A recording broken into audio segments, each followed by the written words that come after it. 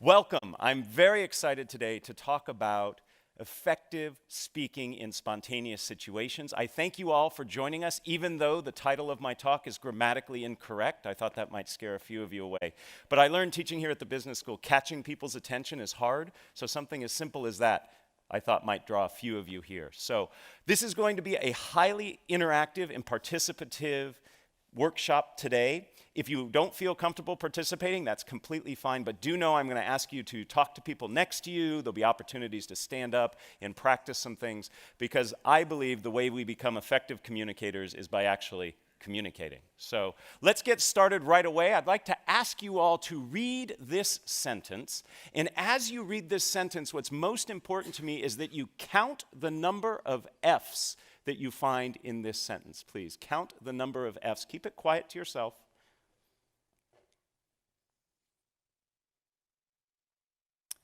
Give you just another couple seconds here.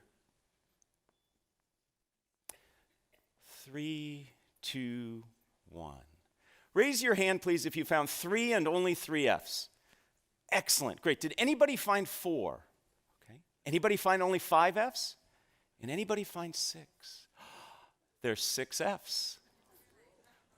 What 2-letter word ending in F did many of us miss? Of. We'll make sure to get this to you so you can torment your friends and family at a later date. When I first was exposed to this over 12 years ago, I only found 3, and I felt really stupid. So I like to start every workshop, every class I teach with this to pass that feeling. No, that's not why I do this. I do this because this is a perfect analogy for what we're going to be talking about today. The vast majority of us in this room, very smart people in this room, were not as effective as we could have been in this activity. We didn't get it right. And the same is true when it comes to speaking in public, particularly when spontaneous speaking. It's little things that make a big difference in being effective. So today we're going to talk about little things in terms of your approach, your attitude, your practice that can change how you feel when you speak in public. And we're going to be talking primarily about one type of public speaking. Not the type that you plan for in advance, the type that you actually spend time thinking about, you might even create slides for. These are the keynotes, the conference presentation, the formal toasts. That's not what we're talking about today. We're talking about spontaneous speaking. When you're in a situation that you're asked to speak off the cuff and in the moment. What we're going through today is actually the result of a workshop I created here for the business school. Several years ago, a survey was taken among the students, and they said, what are things we could do to help make you more successful here? And at the top of that list was this notion of responding to cold calls. Does everybody know what a cold call is? It's where the mean professor like me looks at some students and says, "What do you think?" And there was a lot of panic and a lot of silence. So as a result of that, this workshop was created, and a vast majority of first-year students here at the GSB go through this workshop. So I'm going to walk you through sort of a hybrid version of what they do. The reality is that spontaneous speaking is actually more prevalent than planned speaking. Perhaps it's giving introductions. You're at a dinner and somebody says, "You know so-and-so, would you mind introducing them?" Maybe it's giving feedback in the moment. Your boss turns to you and says, "Would you tell me what you think?" It could be a surprise toast. Or finally, it could be during the Q&A session. And by the way, we will leave plenty of time at the end of our day today for Q&A. I'd love to hear the questions you have about this topic or other topics related to communicating. So our agenda is simple. In order to be an effective communicator, regardless of if it's planned or spontaneous, you need to have your anxiety under control. So we'll start there. Second, what we're going to talk about is some ground rules for the interactivity we'll have today, and then finally we're going to get into the heart of what we will be covering. And again, as I said, lots of activity, and I invite you to participate. So let's get started with anxiety management. 85% of people tell us that they're nervous when speaking in public, and I think the other 15% are lying. Okay? We could create a situation where we could make them nervous too. In fact, just this past week, a study from Chapman University asked Americans, what are the things you fear most? And among being caught in a surprise terrorist attack, having your identity stolen, was public speaking. Among the top 5 was speaking in front of others. This is a ubiquitous fear and one that I believe we can learn to manage. And I use that word manage very carefully because I don't think we ever want to overcome it.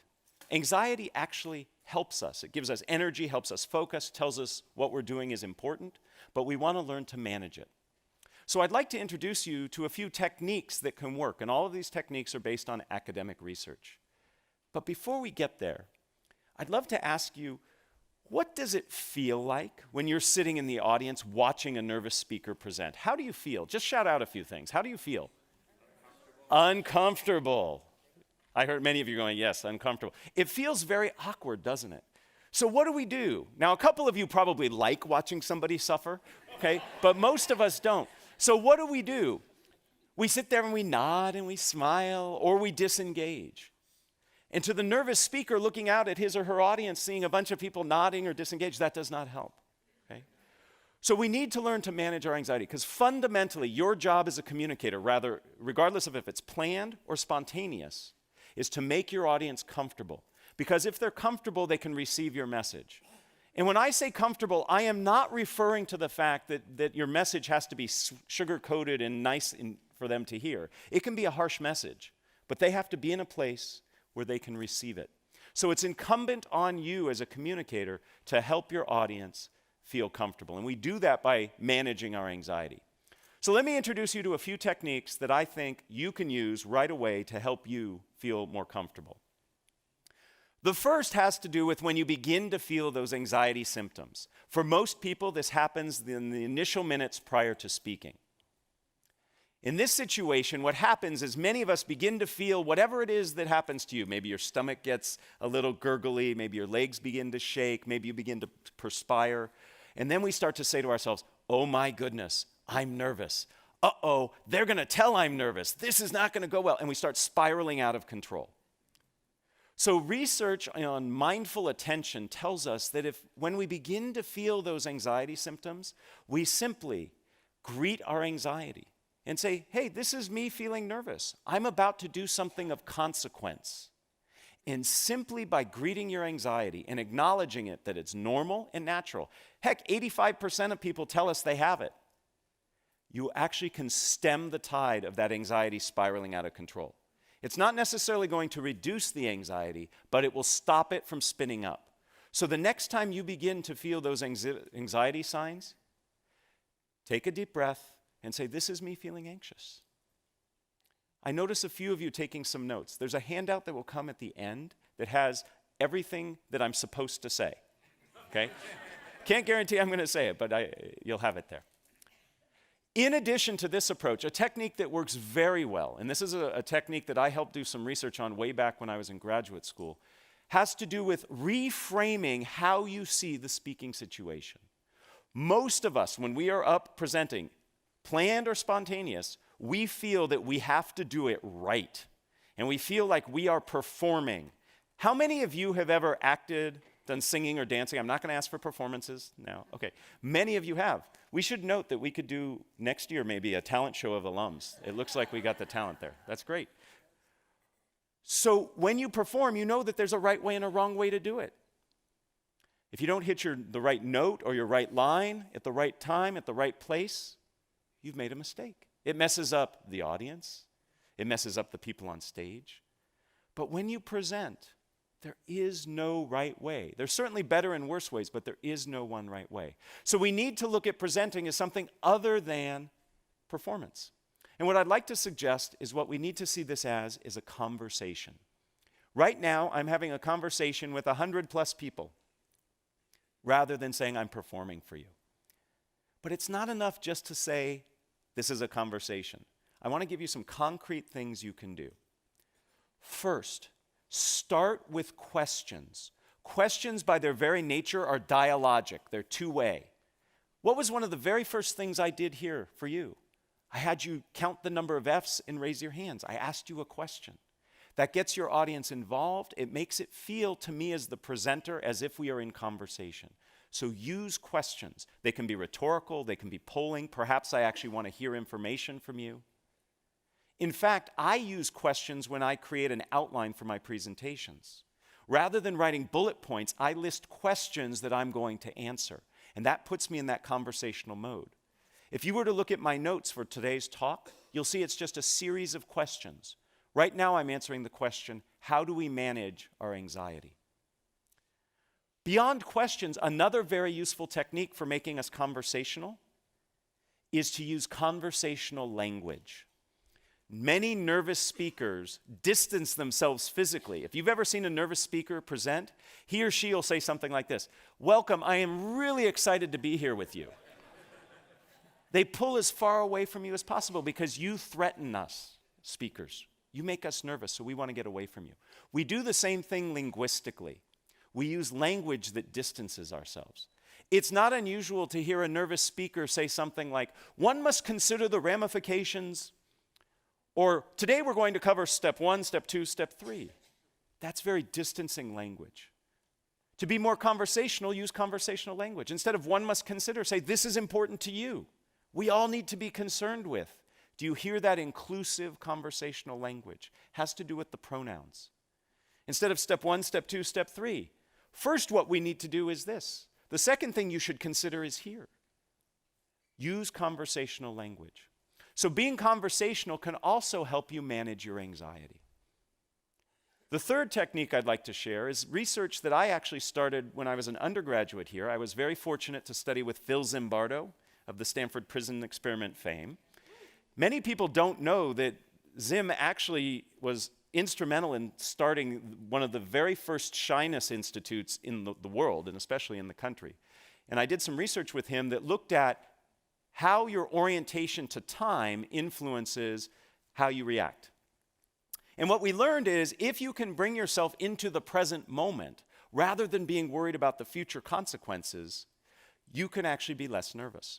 Most of us, when we present, are worried about the future consequences.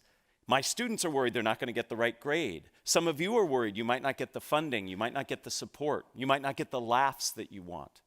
All of those are future states. So if we can bring ourselves into the present moment, we're not going to be as concerned about those future states, and therefore we'll be less nervous. There are lots of ways to become present-oriented. I know a professional speaker. He's paid $10,000 an hour to speak. It's a good gig. He gets very nervous. He's up in front of crowds of thousands. Behind the stage, what he does is 100 push-ups right before he comes out. You can't be that physically active and not be in the present moment. Now, I'm not recommending all of us go to that level of exertion because he starts out of breath and sweaty, right? But a walk around the building before you speak, that can do it. There are other ways. If you've ever watched athletes perform and get ready to do their event, they listen to music. They focus on a song or a playlist that helps get them in the moment. You can do things as simple as counting backwards from 100 by tough numbers like 17. I'm going to pause because I know people in the room are trying. Yeah. Gets hard after that third or fourth one, I know. My favorite way to get present-oriented is to say tongue twisters. Saying a tongue twister forces you to be in the moment, otherwise you'll say it wrong. And it has the added benefit of warming up your voice.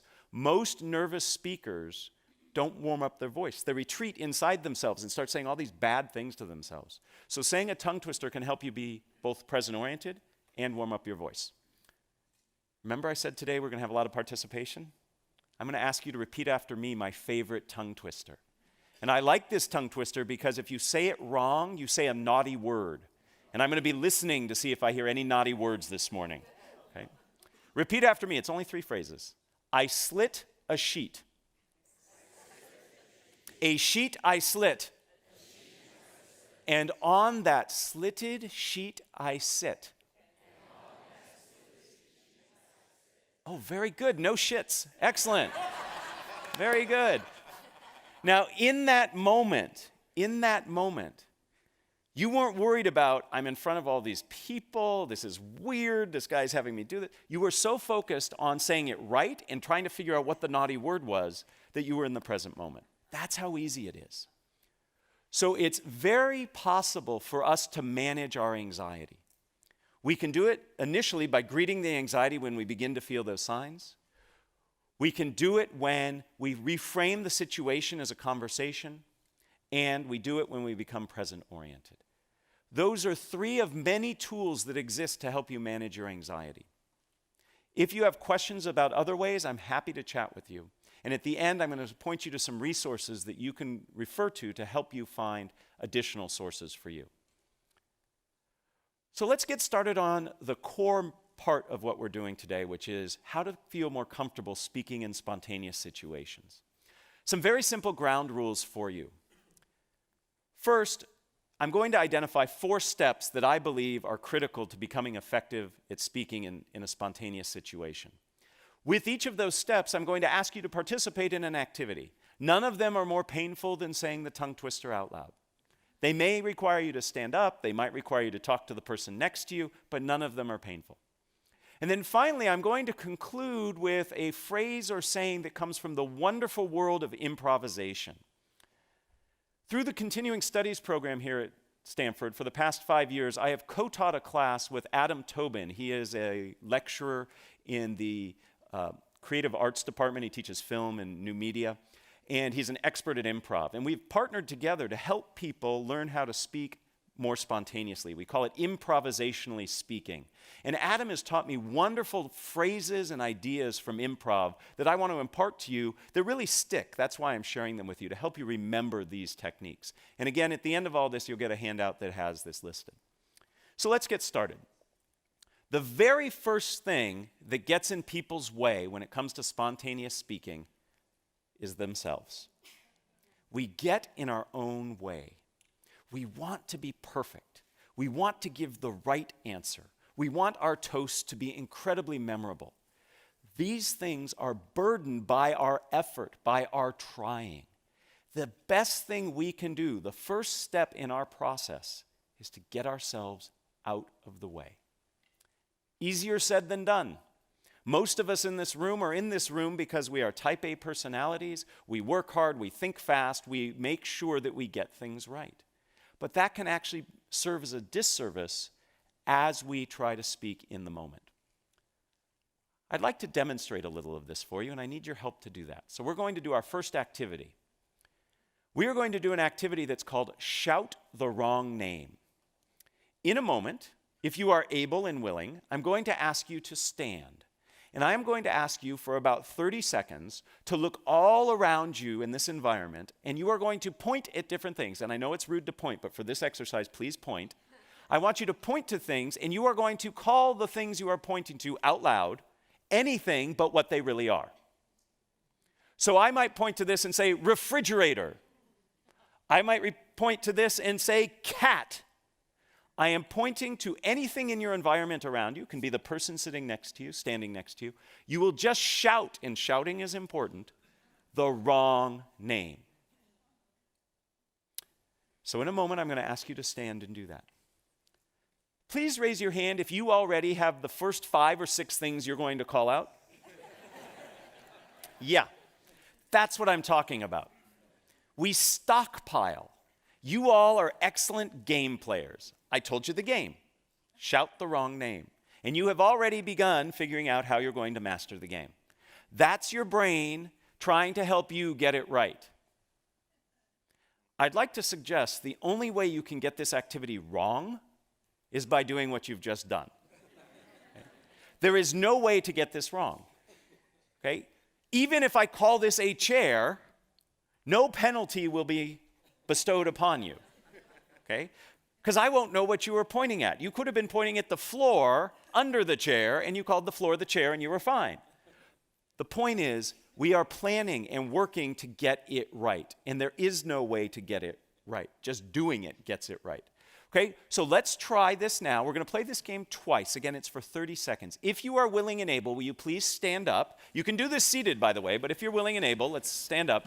Okay, in a moment, I am about to say go, and I would like for you to point at anything around here, including me.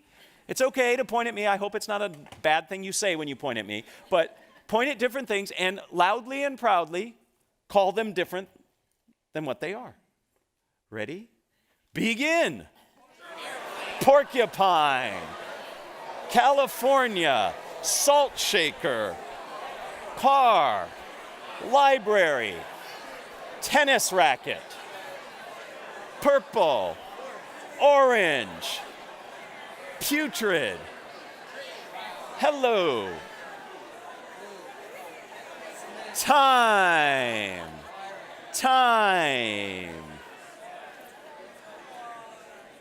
You can stay standing because in a mere moments we're going to do it again. So if you're comfortable standing, we're about to do it again. First, thank you. That was wonderful. I heard great words being called out. It was fun. And some of you in the back were doing it in sync, so it looked like you were doing some 70s disco dance. It was awesome. Okay? This was great. Now, let me ask you just a few questions. Did you notice anything about the words that you were saying? Did we find patterns, perhaps? Maybe some of you were going through fruits and vegetables. A few of you were going through things that started with the letter A, right? That's your brain saying, okay, you told me not to stockpile, so I'm going to try to be a little more devious, and I'm going to give you patterns, okay? Same problem. When we teach that class I told you about, that improvisationally speaking class, we like to say, your brain is there to help you. These things it's doing have helped you be successful, but like a windshield wiper, we just want to wipe those suggestions away and see what happens, okay? So we're going to do this activity again. This time, try the best you can to thank your brain if it provides you with patterns or stockpiles, and just say, thank you, brain, and disregard them, okay? So let's see what happens when we're not stockpiling and we're not playing off patterns. We'll do this for only 15 seconds. See how this feels. Baby steps. Ready? Begin. Kodak. Bicycle chain. Skateboard. Bananas. Purple. Putrid.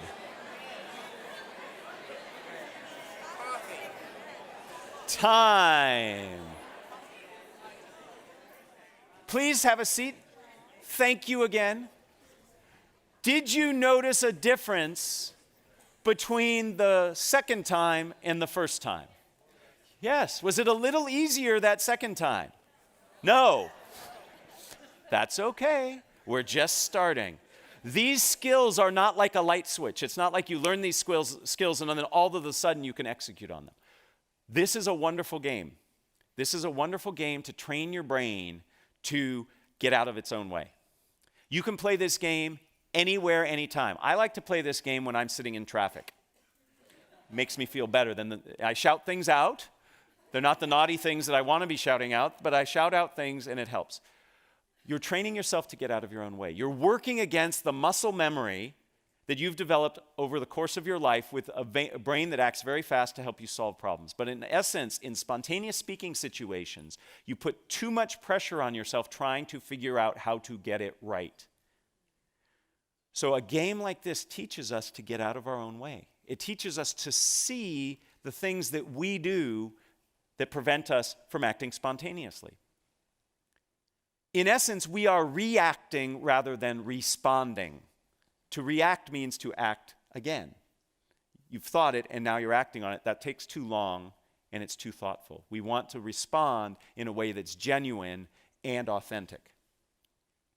So the maxim I would like for you to take from this, and again, these maxims come from improvisation, is one of my favorite: dare to be dull. And in a room like this, telling you dare to be dull is offensive, and I apologize. But this will help. Rather than striving for greatness, dare to be dull. And if you dare to be dull and allow yourself that, you will reach that greatness. It's when you set greatness as your target that it gets in the way of you ever getting there. Because you over-evaluate, you overanalyze, you freeze up. So the first step in our process today is to get out of our own way. Dare to be dull. Easier said than done, but once you practice, and a game just as simple as the one we practiced is a great way to do it. But that's not enough. Getting out of our own way is important, but the second step of our process has us change how we see the situation we find ourselves in. We need to see the speaking opportunity that we are a part of as an opportunity rather than a challenge and a threat. When I coach executives on Q&A skills, when they go in front of the media or whatever, investors, They see it as an adversarial experience, me versus them. And one of the first things I work on is change the way you approach it. A Q&A session, for example, is an opportunity for you. It's an opportunity to clarify. It's an opportunity to understand what people are thinking. So if we look at it as an opportunity, it feels very different. We see it differently, and therefore we have more freedom to respond. When I feel that you are challenging me, I am going to do the bare minimum to respond and protect myself. If I see this as an opportunity where I have a chance to explain and expand, I'm going to interact differently with you. So spontaneous speaking situations are ones that afford you opportunities. So when you're at a corporate dinner and your boss turns to you and says, "Oh, you know him better than the rest. Would you mind introducing him?" You say, "Great, thank you for the opportunity," rather than, right? I better get this right. So see things as an opportunity. I have a game to play to help us with this. This is a fun one. The holidays are approaching. We all in this room are going to give and receive gifts. Here's how this game will work. It works best if you have a partner. So I'm hoping you can work with somebody sitting next to you. If there's nobody sitting next to you, you turn around, introduce yourself, great way to connect. If not, you can play this game by yourself. It's just a little harder and you can't do the second part of the game. So after I explain the game, this gives you a chance to get to know somebody. Here's how it works. If you have a partner, you and your partner are going to exchange imaginary gifts. Okay? Pretend you have a gift. It can be a big gift, it can be a small gift. And you will give your gift to your partner. Your partner will take the gift and open it up and will tell you what you gave them. Because you just gave them a gift. So you are going to open up the box and you're going to look inside and you are going to say the first thing that comes to your mind in the moment, not the thing you have all just thought of. Or the thing after that. Remember what we talked about before? That still plays. That's still in play. Okay, you're stockpiling. Look in there. My favorite that I said, somebody gave me a gift during playing this game. I looked inside and I saw a frog leg. I don't know why I saw a frog leg, but that's what I said. That's the first part of the activity. Now, the opportunity is twofold in this game. The opportunity is for you, the gift receiver, to name a gift. That's kind of fun. That's an opportunity. It's not a threat.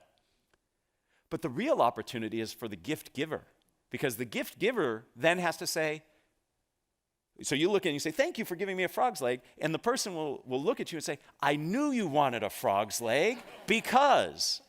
So whatever you find, the person who has received it is going to say, "Absolutely, I'm so glad you're happy. I got it for you because..." So you have to respond to whatever they say, right?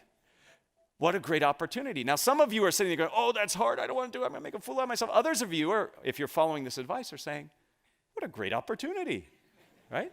So the game again is played like this. You and your partner will each will exchange a gift. One will start, then the other will follow. The first person will give a gift to the second person opens the box, however big the box is, and if the box is big and you find a penny in it, perfect, doesn't matter. If the box is heavy and you find a feather in it, fine, there's no way to get it wrong, okay? Whatever's in the box is in the box. You can return it and get what you wanted later, okay? The person, then, you will name it, you will say, "Thank you for the," whatever you saw in the box. The person who gave it to you will say, "I'm so glad you're excited. I got it for you because..." And you will give a reason that you got them whatever they decided you gave them. Make sense? All right. So very quickly, just in 5 seconds, find a partner if you're willing to do this with a partner. Everybody have a partner? Okay.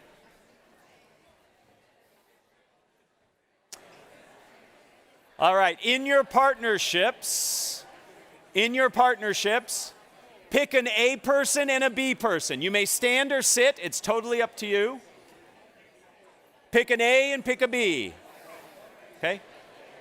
B goes first. Ha, ha, ha. All right. B, give A a gift. B, give A a gift. A, thank them. And then B will name and give the reason they gave it to him.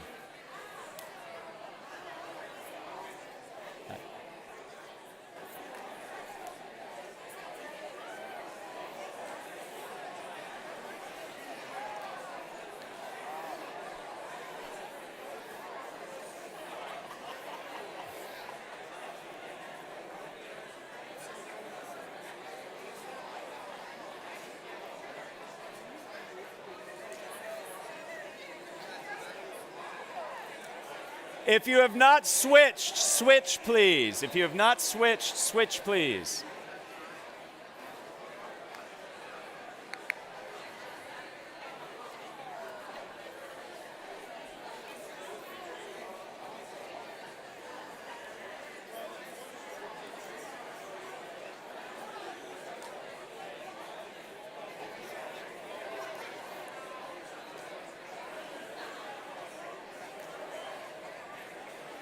Let's wrap it up in 30 seconds, please. Let's wrap it up.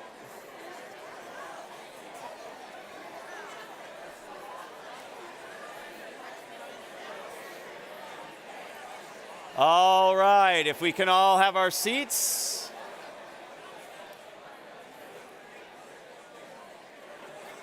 If we can all take our seats, please. I know I'm telling a room of many MBA alums to stop talking, and that's hard.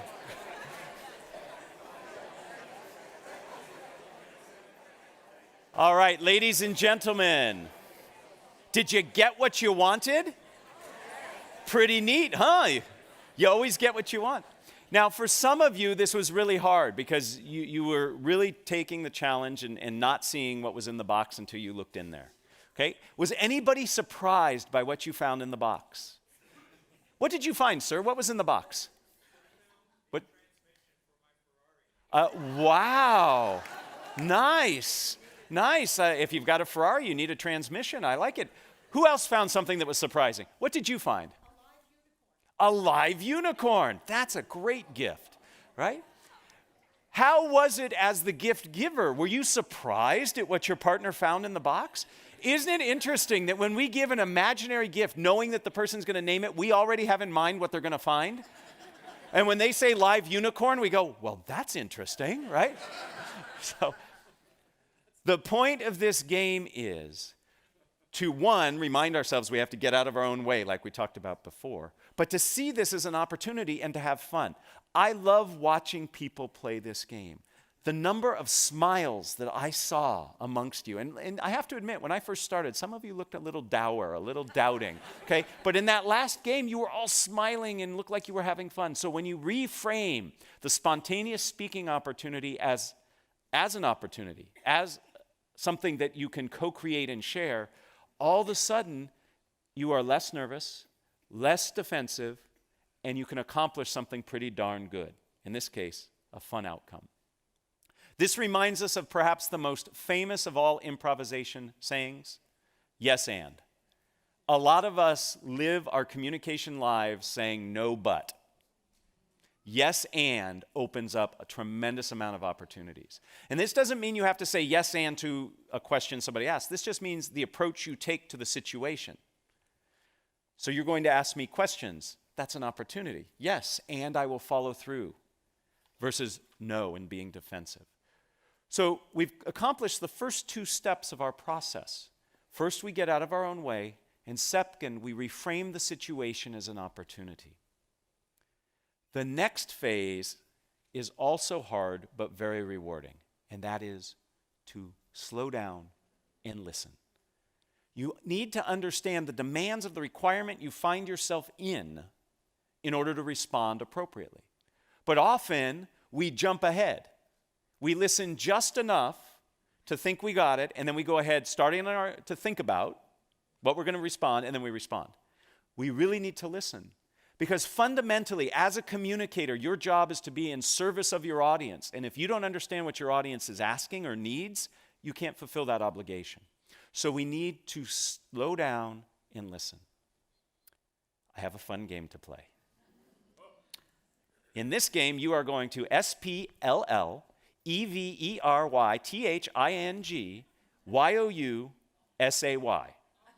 TOYOURPARTNER. I will translate. You are going to get with the same partner you just worked with, and you are going to have a very brief conversation about something fun that you plan to do today, I know this is the most fun you're going to have all day, but the next fun thing you're going to do today, you are going to tell your partner what you are going to do that will be fun today, but you are going to do so by spellingit. Okay? So you're going to spell it. It's okay if you are not a good speller. Okay? You'll see the benefit of doing this. So, with the partner you just worked with, person A is going to go first this time. You are simply going to tell your partner, actually you're going to spell to your partner what it is of fun, something of fun, that you're going to do today. Okay? Do what you were really going to do for fun and not do things like FEEDTHECAT, right? Just because you don't want to spell, right? So, you can use big words. All right, 30 seconds each. Spell to your partner something fun that you're going to do today.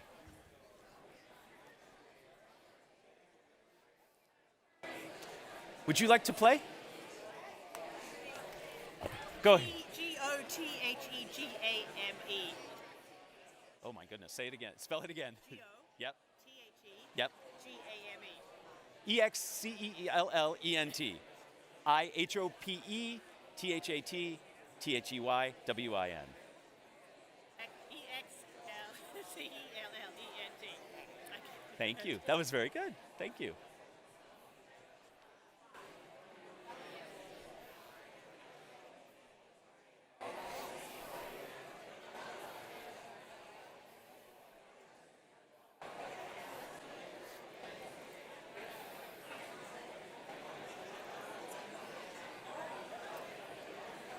If you have not switched, switch. Take 30 more seconds with the new partner spelling.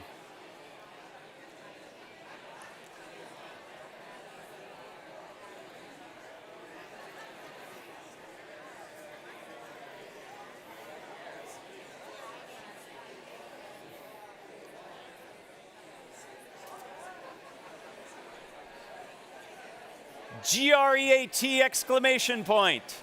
THANKYOU PLEASE TAKEYOURSEAT.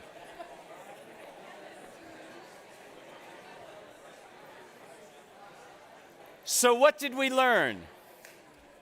What did we learn? Besides that we're not so good at spelling. You have to pause between the words. How did this change your interaction with the person you were interacting with? What did you have to do? Focus and listen.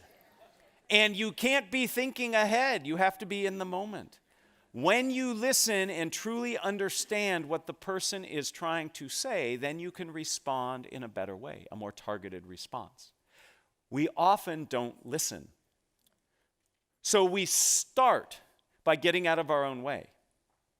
We then reframe the situation as an opportunity. Those are things we do inside our head. But in the moment of interacting, we have to listen first before we can respond to the spontaneous request. Perhaps my most favorite maxim comes from this activity. Don't just do something, stand there. Listen, and then respond. Now, how do we respond? That brings us to the fourth part of our process. And that is, we have to tell a story. We respond in a way that has a structure. All stories have structure. We have to respond in a structured way. The key to successful spontaneous speaking, and by the way, planned speaking, is having a structure. I would like to introduce you to two of the most prevalent and popular and useful structures you can use to communicate a message in a spontaneous situation. But before we get there, we have to talk about the value of structure. It increases what is called processing fluency, the effectiveness of which or through which we process information. We actually process structured information roughly 40% more effectively and efficiently than information that's not structured. I love looking out in this audience because you will remember, as I remember, phone numbers. When you had to remember them if you wanted to call somebody. Okay, young folks today don't need to remember phone numbers. They just need to look at a picture, push a button, and then the voice starts talking on the other end. 10-digit phone numbers, it's actually hard to remember 10-digit phone numbers. How did you do it? You chunked it into a structure, 3, 3, and 4. Structure helps us remember. The same is true when speaking spontaneously or in a planned situation. So let me introduce you to 2 useful structures. The first useful structure you have probably heard or used in some incarnation. It is the problem, solution, benefit structure. You start by talking about what the issue is, the problem. You then talk about a way of solving it, and then you talk about the benefits of following through on it. Very persuasive, very effective. Helps you as the speaker remember it, helps your audience know where you're going with it. When I was a tour guide on this campus many, many, many years ago, what do you think the single most important thing they drilled into our head? It took a full quarter, by the way, to train to be a tour guide here. They used to line us up at one end of the quad and have us walk backwards straight, and if you failed, you had to start over. To this day, I can walk backwards in a straight line because of that. As part of that training, what do you think the most important thing they taught us was?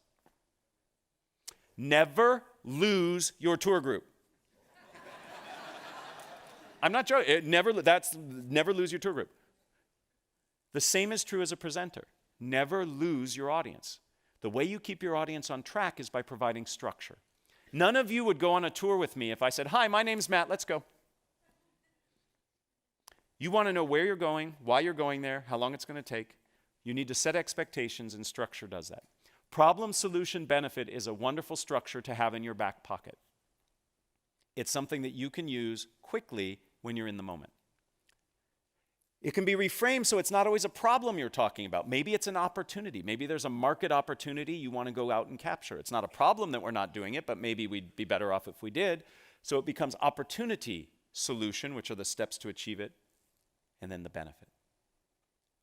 Another structure, which works equally well, is the what, so what, now what structure. You start by talking about what it is. Then you talk about why it's important, and then what the next steps are. This is a wonderful formula for answering questions, for introducing people. So if I'm in the moment somebody asks me to introduce somebody, I change the what to who. I say who they are, why they're important, and what we're going to do next. Maybe listen to them, maybe drink our wine, whatever, right? What, so what, now what? The reality is this: when you are in a spontaneous speaking situation, you have to do 2 things simultaneously. You have to figure out what to say and how to say it. These structures help you by telling you how to say it. If you can become comfortable with these structures, you can be in a situation where you can respond very ably to spontaneous speaking situations.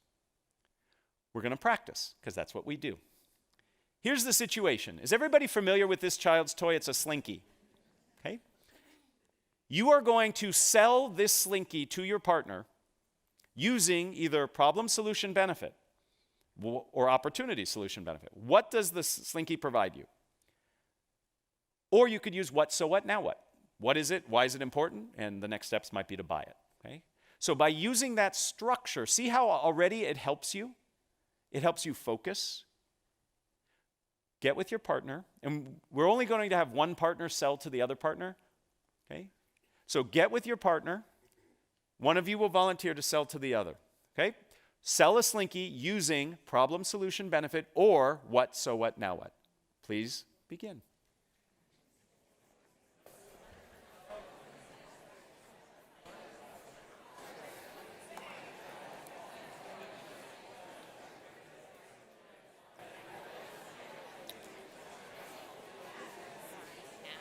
So we have the handouts, but I'm also going to be doing the Microphone? mic. So when I debrief this, you can go ahead and pass them out. Okay, Does so that make sense? After Q&A? No, after this activity. Okay, and then after that we'll do Q&A. Correct.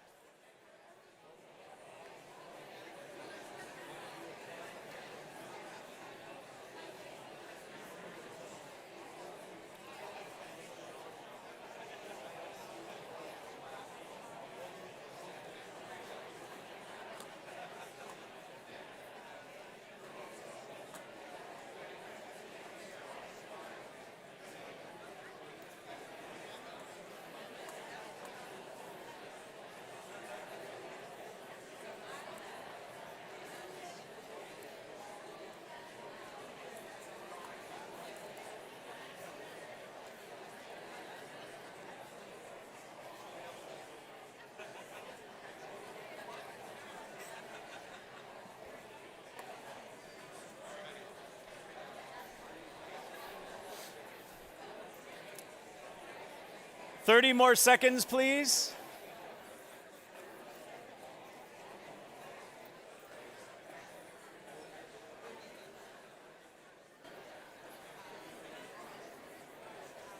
Excellent. Let's all close the deal, seal the deal.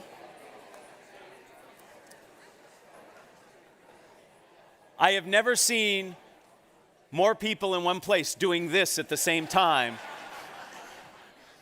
I love it. I teach people to gesture and gesture big. It's great. I love it. So if you were the recipient of the sales pitch, thumbs up. Did they do a good job? Did they use the structure? Awesome. I'm recruiting you all for my next business as my salespeople. Please try to ignore this, but as we're speaking, the handout I told you about is coming around. On the back of that handout, you are going to see a list of structures, the two we talked about and several others, that can help you in spontaneous speaking situations. These structures help because they help you understand how you're going to say what you say. Structure sets you free, and I know that's kind of ironic, but it's true. If you have that structure, then you're free to think about what it is you're going to say. It reduces the cognitive load of figuring out what you're saying and how you're going to say it. All of this is on that handout. Okay? So what does this all mean? It means that we have within our ability the tools and the approaches to help us in spontaneous speaking situations. The very first thing we have to do is manage our anxiety, because you can't be an effective speaker if you don't have your anxiety under control. And we talked about how you can do that by greeting your anxiety, reframing as a conversation, and being in the present moment. Once you do that, you need to practice a series of 4 steps that will help you speak spontaneously. First, you get out of your own way. I would love it if all of you, on your way from here to the football game, point at things and call them the wrong name. It'll be fun. If most of us do it, then it won't be weird. If only 1 and 2 of us do it, it'll be weird. Right? Second, give gifts. By that I mean see your interactions as ones of opportunity, not challenges. Third, take the time to listen. Listen. And then finally, use structures. And you have to practice these structures. I practice these structures on my kids. I have 2 kids. When they ask me questions, I usually answer them in what, so what, now what. They don't know it. But when they go over to their friends' houses and they see their friends ask their dads questions, they don't get what, so what, now what. So, you have to practice. The more you practice, the more comfortable you will become. Ultimately, you have the opportunity before you to become more compelling, more confident, more connected as a speaker if you leverage these techniques. If you're interested in learning more, this is where I do a little plug. Okay, I've written a book. Many of the MBA students who take the strategic communication classes here that I and others teach read it. It's called Speaking Up Without Freaking Out. More importantly, there's a website here that I curate called No Freaking Speaking. And it has lots of information that I've written and others have written about how to become more effective at speaking. So that's the end of my plug. What I'd really like to do is enter into a spontaneous speaking situation with you. And I would love to entertain any questions that you have. There are 2 people who are running around with microphones. So some of us who remember the Phil Donahue show, we're going to do a little bit of that. If you have a question, the microphone will come, and I'm happy to answer it. I think if you... Is it on? Yeah. Okay. We can hear you. Great. Can you talk about hostile situations? Hostile situations, yes. So when you find yourself in a challenging situation, first, it should not become a surprise to you. It should not be a surprise. Before you ever speak, you should think about what is the environment going to be like. So it shouldn't surprise you that there might be some challenges in the room. When there are hostile situations that arise, you have to acknowledge it. So if somebody says, "That's a ridiculous idea, why did you come up with that?" To simply say, "So the idea I came up with was," right? Acknowledge the emotion. I recommend not naming the emotion. Okay? So you sound really angry. The person says, "I'm not angry, I'm frustrated." Now we're arguing over their mental state, right? Emotional state. So I say something like, "I hear you have a lot of passion on this issue," or "I hear there's great concern from you." So you acknowledge the emotion, because otherwise it sits in the room. And then reframe or respond the way that makes sense. So if somebody raises their hand and says, "Your product is ridiculously priced. Why do you charge so much?" I might say, "I hear great concern. And what you're really asking about is the value of our product. And I would give my value proposition, and then I would come back and say, and because of the value we provide, we believe it's priced fairly. So you answer the question about price, but you reframe it in a way that you feel more comfortable answering it. So the way to do this is to practice all the skills we just talked about. The only skill that I'm adding to this is the awareness in advance that you might be in that situation. First, I have to truly listen to what I'm hearing, right? It's very easy for me when I hear a challenging question to get all defensive and not hear what the person's asking. I see it as an opportunity to reframe and explain. Okay, so again, you have to practice, but that's how I think you address it. Are there other questions? I see a question back here. Yes, please. Yes, first of all, thank you very much. Great presentation. Thank you. For a lot of the speaking I do, I have remote audiences, so audiences distributed all over the country with telecom. Any tips for those kinds of audiences? So when you are speaking in a situation where not everybody is co-located, okay? In fact, right at this very moment, there are people watching this presentation remotely. What you need to do is be mindful of it. Second, try to include engagement techniques where the audience actually has to do something. So physical participation is what we did here through the games. You can ask your audience to imagine something. Imagine what it would be like if, when we try to achieve a goal. Rather than saying, here's the goal we're trying to achieve, say, imagine what it would be like if. See what that does to you. It pulls you in. I can take polling questions. Most of the technology that you're referring to has some kind of polling feature. You can open up some kind of wiki or Google Doc or some collaborative tool where people can be doing things and you can be monitoring that while you're presenting. So I might take some breaks. I talk for 10, 15 minutes and say, okay, let's apply this and let's go into this Google Doc I've created and I see what people are doing. So it's about variety and it's about engagement. Those are the ways that you really connect to people who are remote from you. Other questions? Who you're pointing? Oh, I've got to look for where the mic is. Yes, please. This may be similar to the first question, Sure. but I do a lot of expert witness testimony. What's your recommendation for handling cross-examination, specifically? I Specifically, feel like I'm hostile being cross-examined, right? That's very hostile. So in any speaking situation that you go into that has some planned element to it, I recommend identifying certain themes that you think are important or believe need to come out. And then with each one of those themes, have some examples and concrete evidence that you can use to support it. You don't go in with memorized terms or ways of saying it. You just have ideas and themes, and then you put them together as necessary. So when I'm in a situation where people are interrogating me, I have certain themes that I want to get across and make sure that I can do that in a way that fits the needs in the moment. If it's hostile, again, the single best tool you have to buy yourself time and to help you answer a question efficiently is paraphrasing. The paraphrase is like the Swiss Army knife of communication. If you remember the show MacGyver, it's your MacGyver tool, right? So when a question comes in, the way you paraphrase it allows you the opportunity to reframe it, to think about your answer, and to pause and make sure you got it right.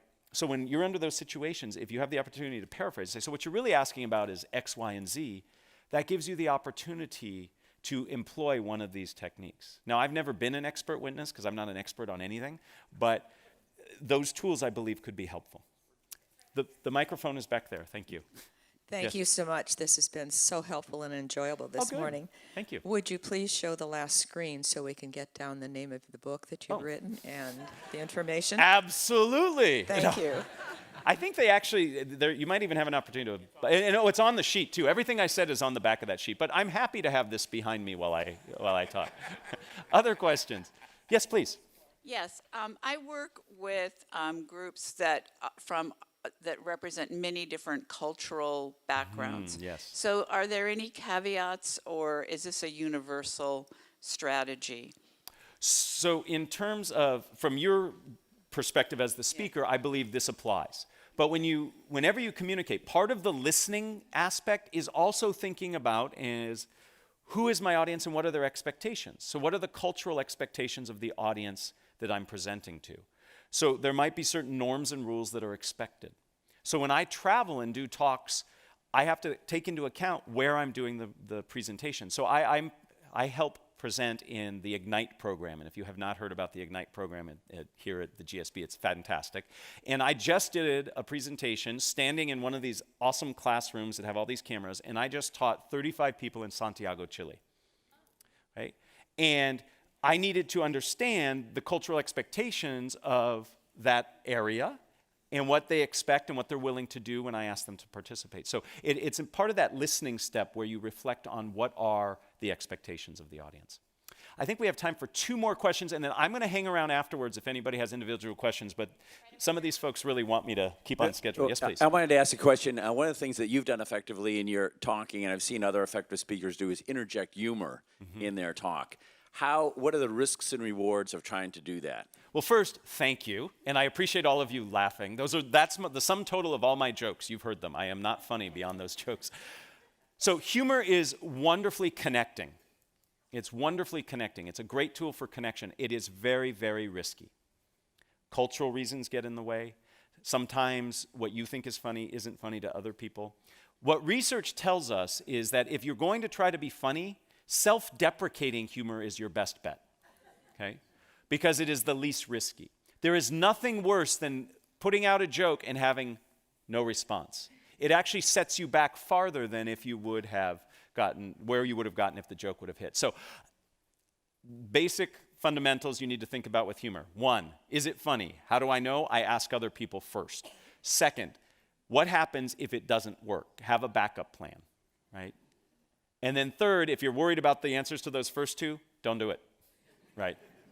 One last question, please. The microphone is right here. And then, like I said, I will hang around afterwards. Yes, please. I am sort of on the opposite side of this since I am a journalist and I frequently have to ask spontaneous questions of people who have been through media training. Yes. So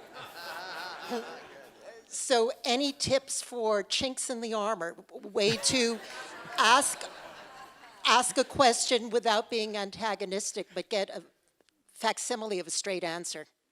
Well, so let me give you 2 answers. One is I have young boys, and the power of the why is great. Just ask why a couple times, and you can get through that first 2 layers of training. You know, why do you say that? How do you feel about that? The second bit is what I have found successful in getting people I do this to get people to answer in a more authentic way. What I'll do is I'll ask them to give advice. So what advice would you give somebody who's challenged with this? Or what advice would you give to somebody in this situation? And by asking for the advice, it changes the relationship they have to me as the question asker, and I often get much more rich, detailed information. So the power of the why, and then put them in a position of providing guidance, and that can really work. With that, I am going to thank you very much. I welcome you to ask questions later, and enjoy the rest of your reunion weekend. Thank you.